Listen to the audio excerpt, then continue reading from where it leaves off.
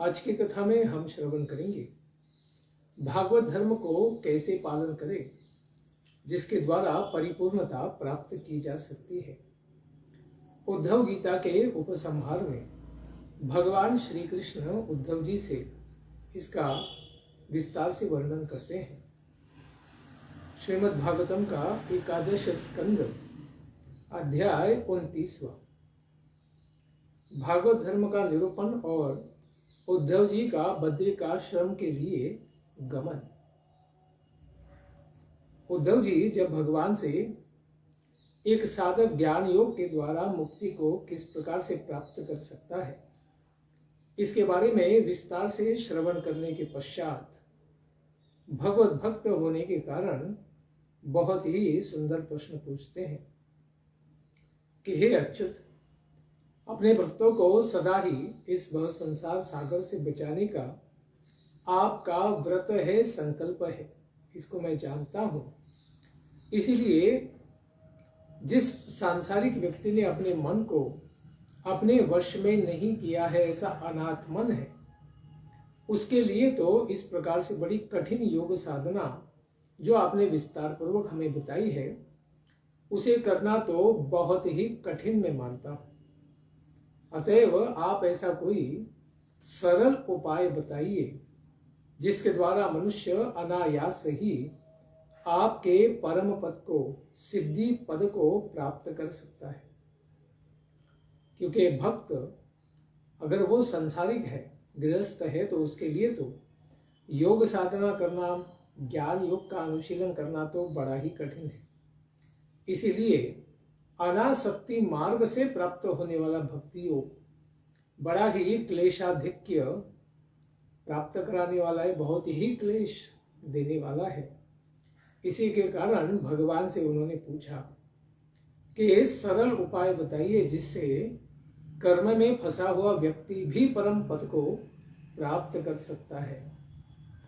इसीलिए वे कहते हैं कि हे कमल नयन, आप तो जानते ही हैं, अधिकांश योगी भी जब अपने मन को एकाग्र करने का प्रयास करते हैं तब वे बारंबार चेष्टा करने पर भी जब अपने मन को, हृदय को नियंत्रित नहीं कर पाते हैं, आत्मा के अधीन नहीं ला पाते हैं, तो वे भी इसके कारण हार मान लेते हैं और योग में आगे बढ़ नहीं पाते हैं और उसे वश में नहीं कर सकने के कारण दुखी भी हो जाते हैं।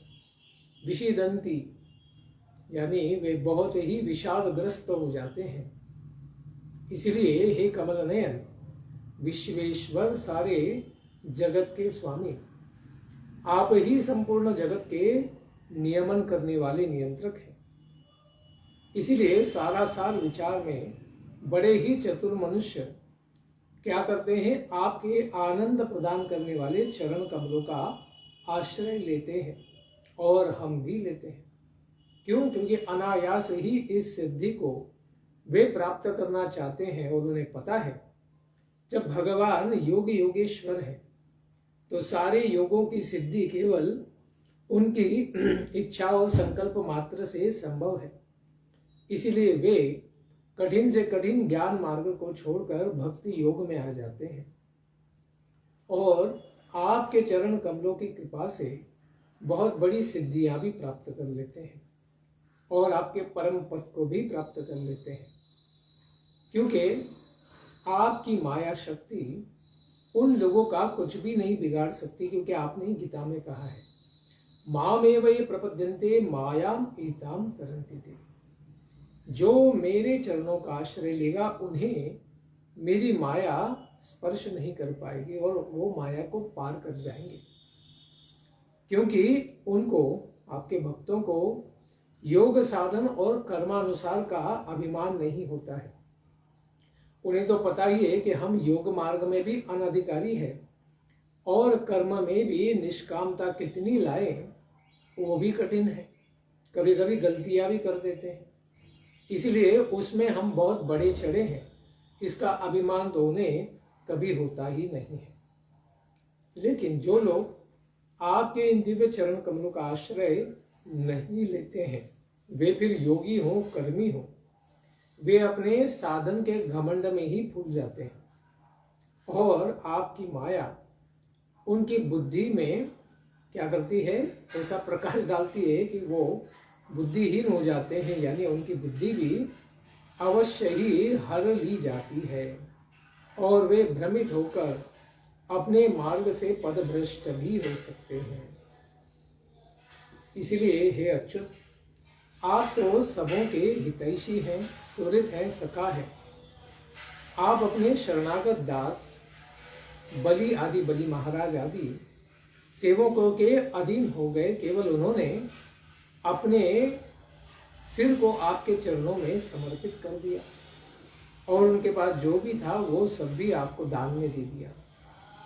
फिर इसके कारण उस बलि ने आपको स्वामी के रूप में पाया और आपने भी स्वीकार किया कि उसके लोक में, सूतल लोक में आप उसके द्वारपाल बन जाएंगे। तो इसमें कौन सी विचित्रता है कि इसी के साथ रामावतार में भी आप प्रेमवश वानरों से भी मैत्री का निर्वाह किए थे। हनुमान, सुग्रीव, बाली, ये सब में भी आपने उनका कल्याण करने के लिए उनके राज्य में आप रहे। यद्यपि बड़े बड़े लोकेश्वर गण भी अपने दिव्य किरीटों को, यानी वो फिर शिवजी हो, ब्रह्मा जी हो और कोई इंद्र देवता आदि भी हो, ये सब भी अपने मुकुटों को आपके चरण कमलों में रख कर रगड़ते हैं। क्यों? पाद पीठ में रख के आपकी ही कृपा प्राप्त करने के लिए वे सदा ही लालायित रहते हैं। इसीलिए हे प्रभु, आप तो सबके प्रियतम स्वामी हैं और सबके हृदय में परमात्मा रूप से विराजमान हैं। आप अपने अनन्य शरणागतों को सब कुछ दे देते हैं। आपने बलि को सूतल लोक का राजा बना दिया और प्रहलाद को भी सारे असुरों का राजा बना दिया था। इस प्रकार जो उन्हें अपेक्षित था और जो नहीं था वो सब आपने उनको दिया। इस प्रकार आपका जो दिव्य भक्त वत्सल स्वभाव है, इसको जानने वाला कौन सा ऐसा व्यक्ति होगा जो आपके चरण कमलों को छोड़ देगा, जो सारी इच्छाओं को पूरा करने वाले हैं। यह बात तो समझ में नहीं आती कि कोई भी विचारवान व्यक्ति इस प्रकार विस्मृतियों के गर्त में डाल देने वाले तुच्छ भौतिक विषय या भोग, इनमें ही फंसाए रखने वाले भोगों को क्यों चाहेगा। उससे उसका क्या अंतिम लाभ होने वाला है, क्योंकि ये सारे क्षणभंगुर आशीर्वाद हैं और ये सब नष्ट हो जाएंगे। लेकिन आपके चरण कमलों का आश्रय कभी भी नष्ट नहीं होगा। इसलिए हम लोग तो भक्तगण हैं और आपके चरण कमलों के ही उपासक हैं। हमारे लिए कौन सी ऐसी दुर्लभ वस्तु है कि अगर हम वो प्राप्त करना चाहें वो हमें आपकी कृपा से प्राप्त नहीं होगी। वो फिर ब्रह्म पद ही क्यों न हो, ब्रह्मा भी बन सकते, लेकिन हमें उसकी अपेक्षा नहीं है। प्रभु, आप तो समस्त प्राणियों के अंतःकरण में अंतर्यामी रूप से विराजमान है और बाहर गुरु रूप से, आचार्य रूप से सदा ही स्थित है। इसीलिए आपके भक्तगणों के समस्त पाप तापों को आप हृदय से और बाहर से दोनों प्रकार से मिटा देते हैं। सद्गुरु के रूप में ज्ञान देकर और हृदय में बैठकर पाप से बचाकर, और जब गुरु ने दिए हुए उपदेश है उनको हृदय में सदा ही स्फुरित करते हुए उनकी स्मृति देते हुए आप अज्ञान से, पाप से बचाते हैं और अपने स्वरूप को उन भक्तों के सामने हृदय में ही प्रकट भी कर देते हैं। बड़े बड़े ब्रह्मज्ञानी ब्रह्मा जी जैसे महान लोग भी सदृश इनके समान ही लंबी आयु को पाकर भी आपके उपकारों का बदला कोई भी नहीं चुका सकते हैं। इसलिए वे आपके उपकारों का स्मरण करके प्रति क्षण अधिकाधिक आनंद का अनुभव करते ही रहेंगे। ऐसे आपके चरण कमलों को कौन त्याग सकता है? लक्ष्मी देवी भी कभी भी आपके चरणों को त्यागती नहीं है। इस तरह अत्यंत अनुराग भरे चित्त से उद्धव जी ने भगवान से सरल मार्ग के बारे में पूछा तो जगत की उत्पत्ति, स्थिति और संहार रूप खेल खेलने वाले भगवान श्री कृष्ण अपने सत्व, रज, तम इन तीन महाशक्तियों के द्वारा वे जो तीन गुणावतार प्रकट करते हैं, विष्णु, ब्रह्मा और शिव जी, ऐसे भगवान श्री कृष्ण समस्त स्वामियों के भी स्वामी हैं। वे मंद मंद मुस्कुराते हुए बड़े ही प्रेम से इस प्रकार कहना प्रारंभ करते हैं। भगवान कहते हैं, हंतते कथयिष्यामि मम धर्मान सुमंगलान। हे उद्धव, अब मैं तुमको अपने भागवत धर्म का उपदेश करता हूं। जिन धर्मों का श्रद्धा पूर्वक अनुष्ठान करने वाला पुरुष, मेरा भक्त, जिसको जीत पाना बहुत ही कठिन है, ऐसे काल रूपी मृत्यु को भी जीत लेता है। मर्त्यः दुर्जयम मृत्युम जयति। काल को ही जीत लेता है केवल भागवत धर्म का पालन करने से। तो ये किस प्रकार से पालन किया जाता है? कुर्यात सर्वाणि कर्माणि मदर्थम शनकैः स्मरन् मदर्प्य मय्यर्पित मन चित्तो मद धर्मात्म मनोरति ही। भगवान कहते हैं, मेरे भक्त को चाहिए कि वह मुझ में ही अपने मन और चित्त को लगा दे, सदा ही मेरा ही ध्यान करे और मेरे भागवत धर्मों में ही इस प्रकार से जिसका मन लगा रहे, वह अपने सभी कर्मों को मेरे लिए ही करे और मेरा स्मरण भी करता रहे। स्मरण मदर्थम सर्वाणि कर्माणि कुर्यात्। गीता में भी भगवान कहते हैं अर्जुन को कि तुम क्षत्रिय हो तो फिर तुम्हें युद्ध तो करना ही पड़ेगा, लेकिन कैसा? माम अनुस्मर युद्ध च। प्रतिक्षण मेरा स्मरण करते हुए अपना कर्तव्य पालन करो युद्ध करने का। इसके द्वारा तुम्हारा वर्णाश्रम धर्म क्षत्रिय का वो भी सफल होगा और तुम्हारा भागवत धर्म भी सफल होगा। यानी इस संसार में भी तुम हीरो बनोगे और इस संसार के परे भी मेरे धाम को तुम प्राप्त कर पाओगे। इसलिए भगवान कहते हैं कि कहां पर तुम्हें निवास करना चाहिए? जहां पर मेरे भक्त और साधुजन, विद्वत जन निवास करते हैं, उन पवित्र स्थान और तीर्थों में ही निवास करें। और देवता, असुर और मनुष्यों में जिस प्रकार से मेरे भक्तों ने मेरी भक्ति की है, अगर तुम देवता हो तो देवताओं में श्रेष्ठ ब्रह्मा जी आदि मेरी कैसी पूजा करते हैं, उस प्रकार से तुम करो। असुरों में श्रेष्ठ प्रहलाद, जिन्होंने मेरी भक्ति की, उस प्रकार से तुम करो अगर तुम असुर हो। और अगर तुम मनुष्य हो तो मनुष्यों में तुम उद्धव की तरह मेरी भक्ति करो। यानी किसी भक्त को अपना आदर्श बनाओ और उन्हीं के जैसा आचरण करो। जिस प्रकार का अपना स्वभाव, वृत्ति या योनि है, उसके अनुसार ही किसी भक्त को अपना गुरु मानो और उन्हीं के अनुसार आचरण करो। इस प्रकार से तुम धीरे धीरे क्या करोगे? उस भक्ति भाव को हृदयंगस्त कर पाओगे। और जब भगवान के विशेष महोत्सव तिथियां आएंगी, जन्माष्टमी, रामनवमी आदि, इन पर्वों पर, अवसरों पर सबके साथ, भक्तों के साथ मिलकर अथवा अकेले ही अगर कोई न हो, इस प्रकार भगवान की सारी विभूतियों को स्मरण करते हुए गीत, नृत्य आदि के द्वारा मेरी यात्रा आदि का महोत्सव मनाए, जैसे जगन्नाथ रथ यात्रा।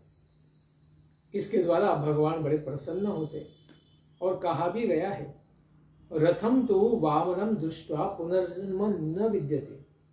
भगवान वामन देव यानी जगन्नाथ को रथ पर आसीन अगर कोई व्यक्ति देखता है और आनंदित होता है तो उसे पुनर्जन्म नहीं होता है, वो जन्म मृत्यु को पार कर जाएगा। इसीलिए मामेव सर्वभूतेषु बहिरंतर अपावृतम, भीतर बाहर आवरण रहित मुझको ही सब भूतों में परमात्मा रूप से स्थित तुम दर्शन करो, तथा अपनी आत्मा में भी, अपने हृदय में भी तुम मुझे ही दर्शन करो। इस प्रकार हे निर्मल बुद्धि वाले उद्धव महाद्युते,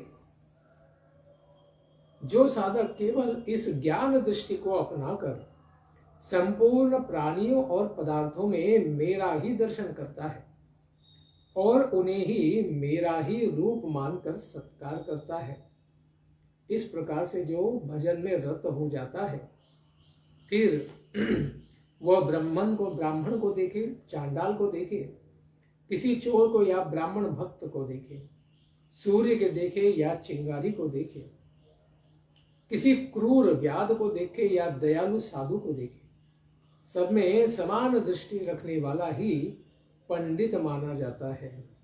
शुनि चैव स्वपाके च पंडितः समदर्शिनः। ये भागवत धर्म इतना महान है कि केवल आत्मा और परमात्मा के स्तर पर ही सब कुछ देखने की वृत्ति प्राप्त हो जाती है। इसलिए सब मनुष्यों में सदा ही मुझे ईश्वर का सद्भाव देखने वाले मनुष्य के चित्त से शीघ्र ही संसार के सारे कल्मश, स्पर्धा और ईर्ष्या, तिरस्कार, अहंकार, ये सारे के सारे अनर्थ दूर हो जाते हैं। अपने ही लोग कभी अगर यदि उनकी हंसी करें कि देखो पागल, ये तो कुत्ते को भी प्रणाम कर रहा है, गधे को भी नमस्कार कर रहा है, तो ठीक है, उनको हंसी करने दो। भगवान कहते करने दो। मैं अच्छा हूं, ये बुरा है, इस प्रकार की देह दृष्टि को तथा लज्जा को पूरी तरह छोड़कर भगवान तो कहते हैं किसी कुत्ते, चांडाल यानी कुत्ता खाने वाले, गौ माता या गधे को भी देखकर पृथ्वी पर दंड के समान दंडवत प्रणाम करे, साष्टांग नमस्कार करे। आश्व चांडाल गोखरम दंडवत भूमौ प्रणमेत। किस प्रकार से दृष्टि रखते हुए कि इस गधे, कुत्ते और चांडाल के हृदय में भी भगवान परमात्मा अंतर्यामी विराजमान है, जो मेरे हृदय में भी अंतर्यामी के रूप में विराजमान है, उनमें कोई भेद नहीं है। इस भावना से सारे जीवों का सम्मान करें। जब तक सभी जीवों में मेरी दृष्टि न बन जाए, तब तक इसी तरह वाणी, मन और शरीर से मेरी उपासना करता रहे।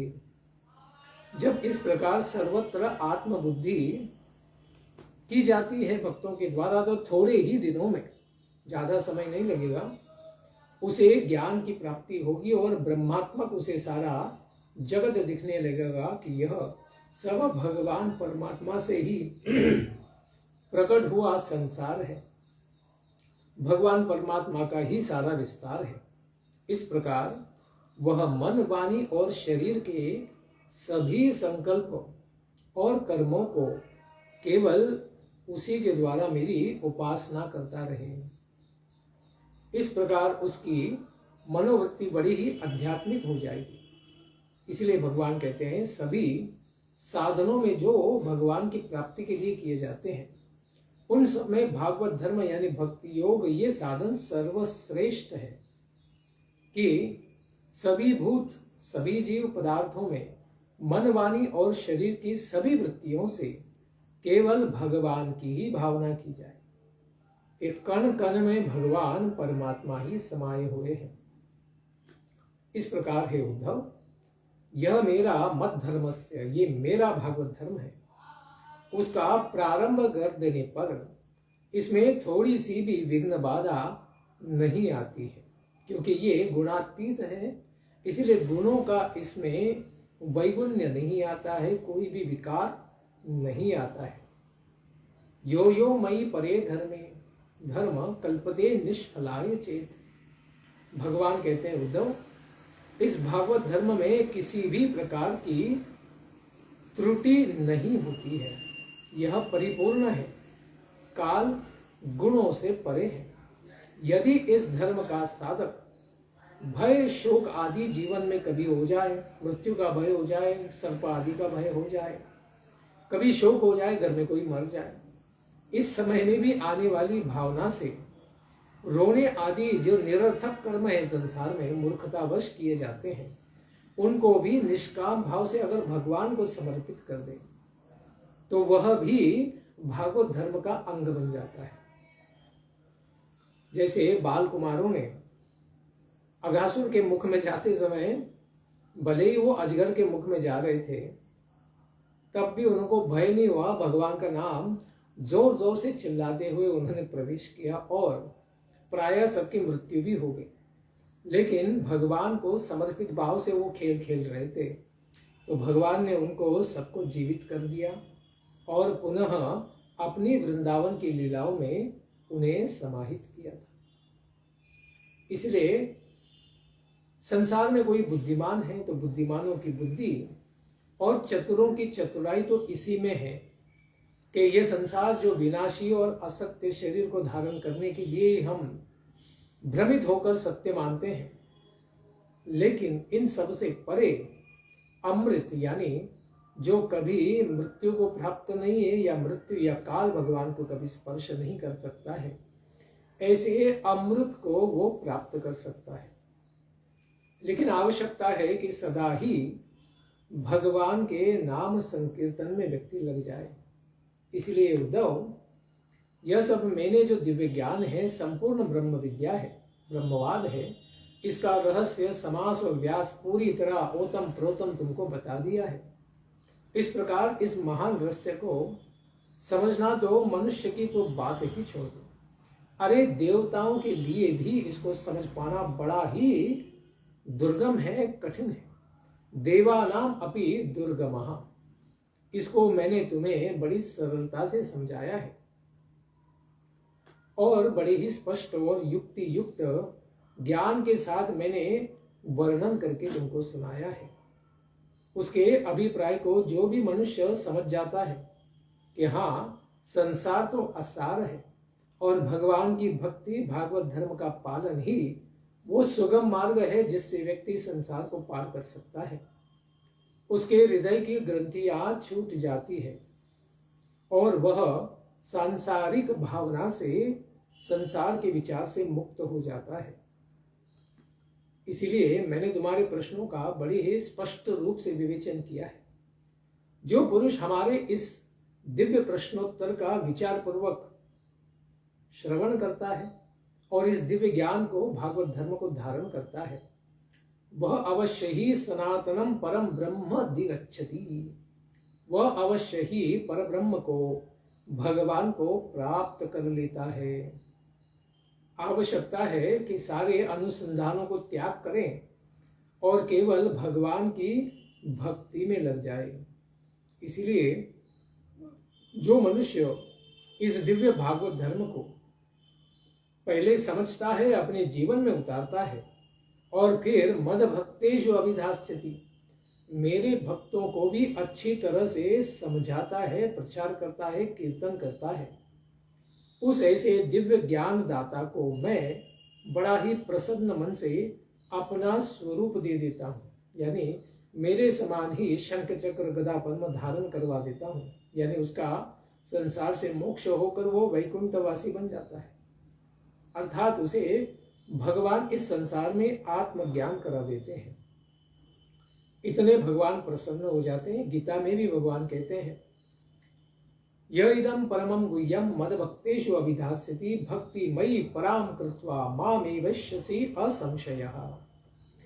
अरे अर्जुन, इस मेरे दिव्य ज्ञान भगवत गीता को जो मेरे भक्तों को विस्तार से समझाता है, ऐसा भक्त भविता में न तस्मात् अन्या प्रियतरो भुवि, इसके जैसा भक्त न मुझे पूर्व में कोई प्रिय हुआ, न वर्तमान में, न भविष्य में होगा।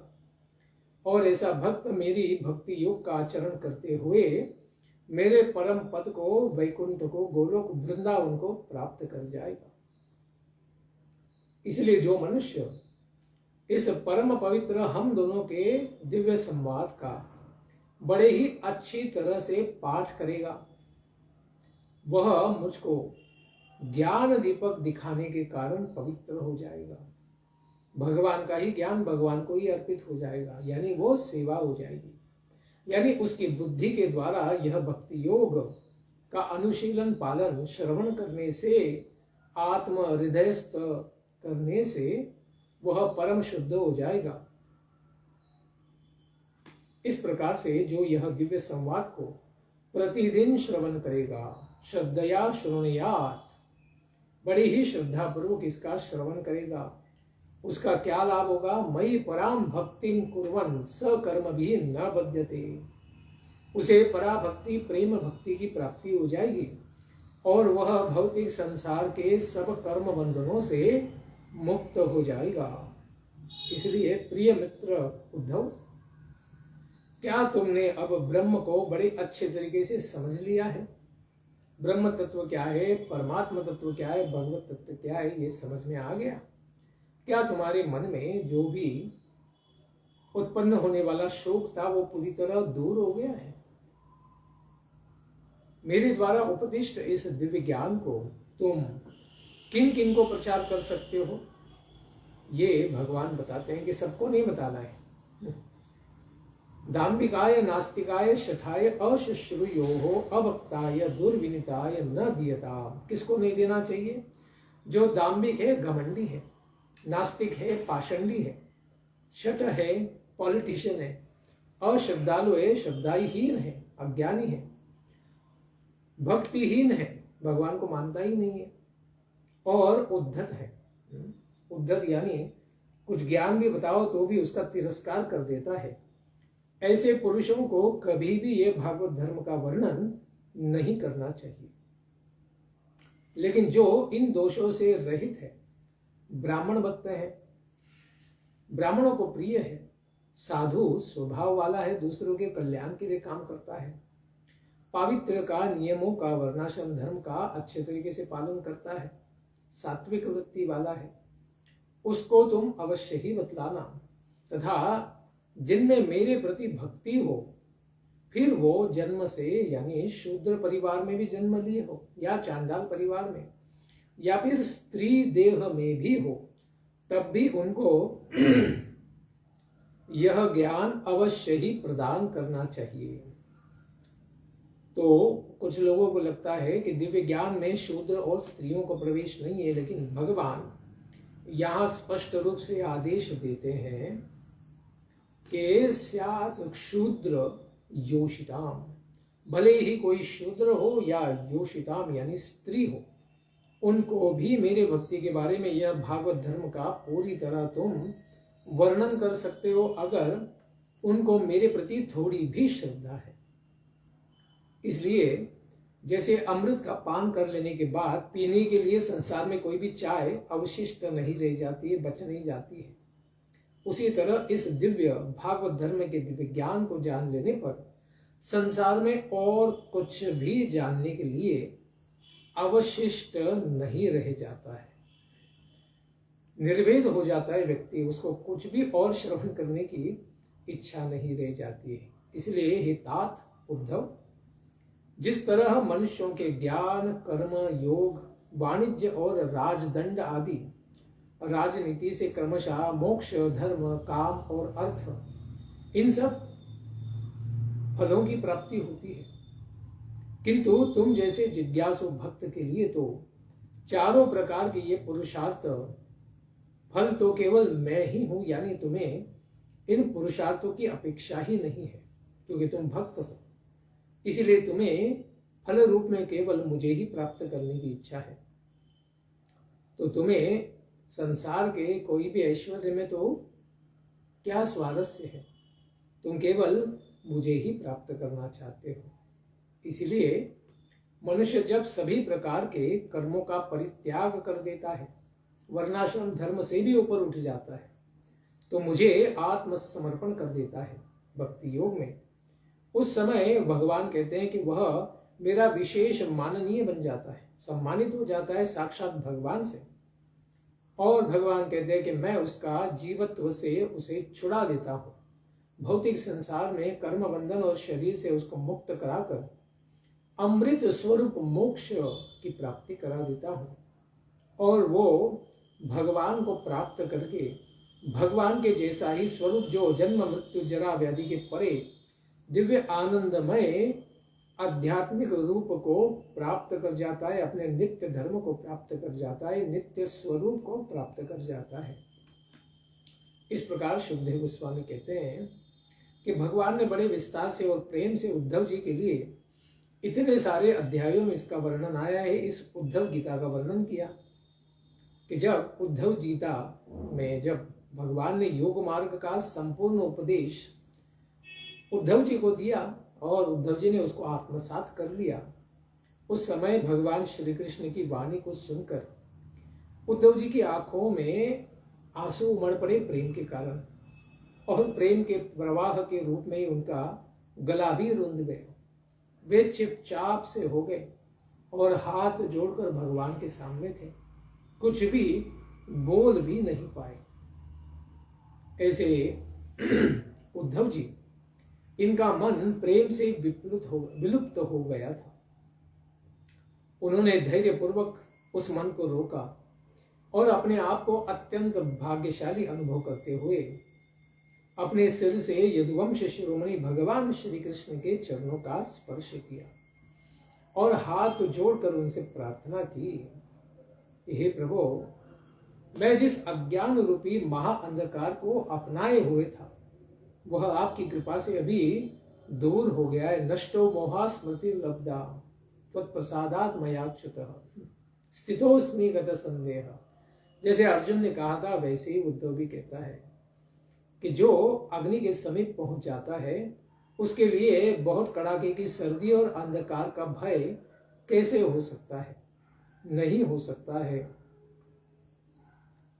इसी प्रकार हे प्रभु, आपकी माया ने मेरे ज्ञान के दीपक को छीन लिया था, मुझे बादलों से ढक दिया था, किंतु आपकी कृपा करने के कारण, मुझे अपना भृत्य मान लेने के कारण मैं पुनः वापस लौट चुका हूं उस अज्ञान से, और उस बादलों को भी आपने हटा दिया है। तो ऐसा कौन सा कृतज्ञ व्यक्ति होगा जो आपके कृपा प्रसाद का अनुभव करके भी आपके चरण कमलों की शरण छोड़ देगा और किसी दूसरे का सहारा ले लेगा। यानी नाव को छोड़कर किसी कुत्ते की पूंछ को पकड़ के संसार सागर को पार करने की इच्छा रखने वाला ऐसा व्यक्ति तो केवल महामूर्ख ही होगा या किसी देवता के पीछे लगेगा।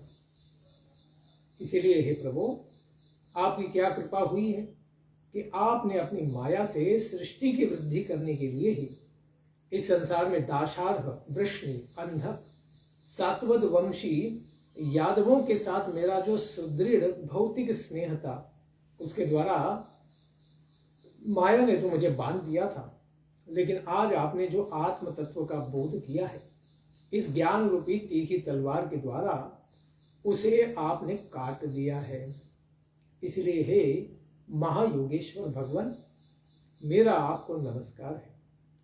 अब आप मुझे ऐसी आज्ञा दें जिससे कि आपके चरण कमलों में मेरी अनन्या भक्ति सदा ही बनी रहे, क्योंकि मैं कभी भी आपके द्वारा दिव्य ज्ञान की विस्मृति नहीं चाहता, मैं तो सदा ही उसकी स्मृति चाहता हूं।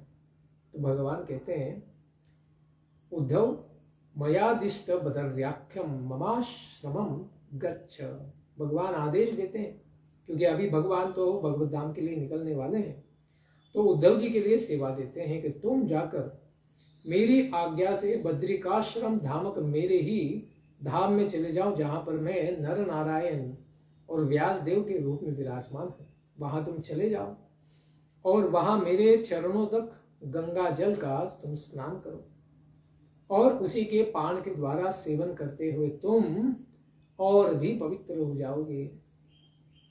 उस अलकनंदा के दर्शन मात्र से तुम्हारे सारे पाप ताप कष्ट विनष्ट हो जाएंगे और वहां तुम वृक्षों के छाल को पहनना, कंदमूल को खाना और निष्प्रिय होकर विचरण करना और मेरे द्वारा यह उपदिष्ट दिव्य ज्ञान को वहां पर मेरे नरनारायण जी को भी श्रवण कराना।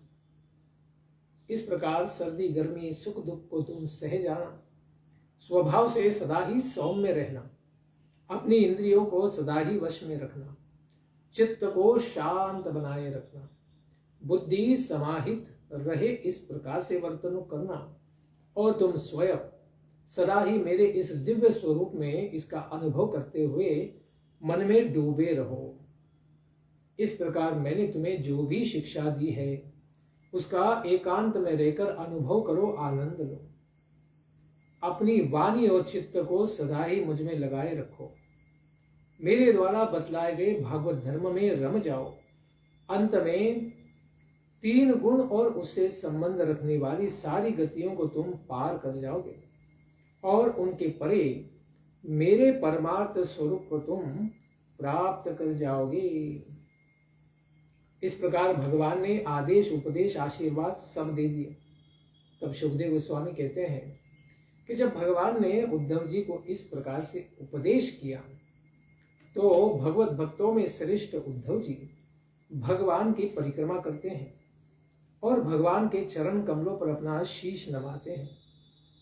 यद्यपि उद्धव जी तो सुख दुख आदि द्वंद्वों से सदा ही ऊपर उठे थे, भक्तियों योग के द्वारा भगवान के श्रेष्ठ भक्त भी थे।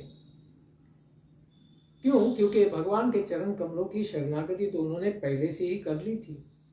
फिर भी वहां से चलते समय उनका चित्त बड़ा भारी हो गया था, प्रेमावेश से भर गया था और वे अपने आंसुओं से भगवान के चरणों को भी भिगो दिए। सुखदेव गोस्वामी परीक्षित से कहते हैं कि भगवान के प्रति प्रेम के कारण उनको त्याग पाना तो बहुत ही कठिन है, लेकिन फिर भी भगवान के वियोग की कल्पना से ही उद्धव जी कातर हो गए। बार बार मूर्छित हो जाते थे, चक्कर आकर गिर पड़ते। उन्होंने भगवान के चरण कमलों की पादुकाएं अपने सिर पर धारण की और बारंबार भगवान के चरणों में प्रणाम किया। फिर वहां से वे बद्रिकाश्रम के लिए प्रस्थान करने लगे। इस प्रकार बद्रिकाश्रम जाते हुए उन्होंने भगवान के प्रभास क्षेत्र की यात्रा को सुनकर वे भगवान के पीछे पीछे ही आए थे, क्योंकि भगवान ने अपने सारे यादव वंश का उपसंहार कर दिया था। ऐसे भगवान को एकांत में देखकर उसी समय आए हुए मैत्रेय जी भी उद्धव जी के पीछे बैठकर भगवान के दिव्य उपदेशों को स्वयं भी श्रवण कर रहे थे, क्योंकि बाद में उसी दिव्य संदेश को उन्होंने विदुर जी को बताया था, जिसको विस्तार से हमने 3 स्कंद में श्रवण किया है। इस प्रकार भगवान के द्वारा उपदिष्ट दिव्य तत्व का चिंतन करके भगवान की ही आज्ञा से उद्धव जी बद्रिकाश्रम चले जाते हैं। उसके पश्चात श्री भगवान को अपने हृदय में धारण करके वे बद्रिकाश्रम पहुंच जाते हैं। ऐसे महाभागवत उद्धव जी संसार के एकमात्र बंधु अपने भगवान श्री कृष्ण के द्वारा उपदिष्ट गति को यानी तपो मार्गों को स्वीकार कर लेते हैं और भगवान के एकांतिक भक्ति योग में लग जाते हैं। भगवान शिव जी प्रभृति इनके जैसे बड़े बड़े योगेश्वर जिन भगवान के चरण कमलों की सेवा सदा ही करते रहते हैं, इस तरह के भगवान श्री कृष्ण इनके द्वारा भागवत धर्म का उपदेश उद्धव जी को किया गया और इस प्रकार आनंद के समुद्र सागर ज्ञान रूपी अमृत को श्रद्धा पूर्वक उन्होंने धारण किया, उसकी सेवा की और वे इस संसार सागर को पार कर गए, संसार के सारे बंधनों से मुक्त हो गए। इस प्रकार भगवान जो वेदों को प्रकाशित करने वाले हैं, जिस प्रकार से भौरा पुष्पों का रस निकाल लेता है, उसी तरह भक्तों के संसारमय अमय को भगवान विनष्ट करने वाले हैं। वेदों के सार रूप जो ज्ञान तत्व है वही भागवत धर्म है, श्रीमद् भागवत का सार तत्व है। उसका उपदेश भगवान ने उद्धव जी को किया, इसी को उद्धव गीता कहते हैं। उन्होंने ही क्षीर सागर को मथ कर जिस प्रकार से अमृत निकाला और अपने भक्त प्रिय देवताओं को उसे पिलाया, उसी प्रकार से भगवान ने भी वेदों का मंथन करके वेद रूपी गौ माता का दोहन किया और अपने प्रिय भक्त उद्धव जी को उसका दूध यानी सात तत्व भागवत धर्म को पिलाया, जिसको पीकर उद्धव जी कृतकृत्य हो गए। ऐसे श्री गोपाल को, ऐसे श्री ग्वाला श्री नंदन यशोदानंदन गोपाल को मेरा बारंबार प्रणाम है। आद्यम ऋषभम पुरुषम कृष्ण सद्यम नतोस्मि। इस प्रकार से सुखदेव गोस्वामी ने उद्धव गीता का उपसंहार किया। इसके पश्चात यादवों का उपसंहार कैसे हुआ, इसका वे वर्णन करेंगे आने वाले अध्याय में, जिसको हम श्रवण करेंगे आने वाले सत्र में। धन्यवाद। हरे कृष्णा। ग्रंथराज श्रीमद् भागवतम की जय, उद्धव गीता की जय। निताई गौर ब्रह्मानंदे हरि हरि बोल। जय जय श्री राधे श्याम, जय जय श्री वृंदावन धाम।